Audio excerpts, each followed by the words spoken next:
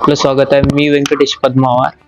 आज आपण अर्चनाताई बिलरवार आंबोरीकर यांची मुलाखत घेऊया. तुमचा विजय झाल्याबद्दल तुम्हाला कसं वाटतं?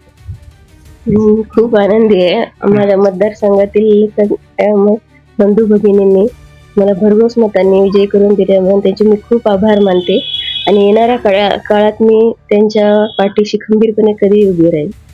आणि त्यांच्यासाठी तुम्ही काय करणार, म्हणजे पुढे चालून? विकासाची कामे, रस्ते, नालीचे, लाईट, जे म्हणतील ते काम करण्यास तयार आहे.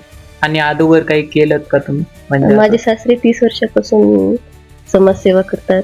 अच्छा. माझे मिस्टर सुद्धा समाजसेवा करतात. मग जनतेने मला खूप भरघोस मतांनी विजयी करून दिला, त्यांचे म्हणून मी मनापासून खूप आभार मानते त्यांचे.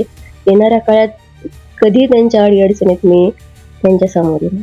या मतदारसंघातून भरघोस मतांनी निवडून दिल्याबद्दल मी सगळ्यांचे खूप खूप मनापासून आभार मानते.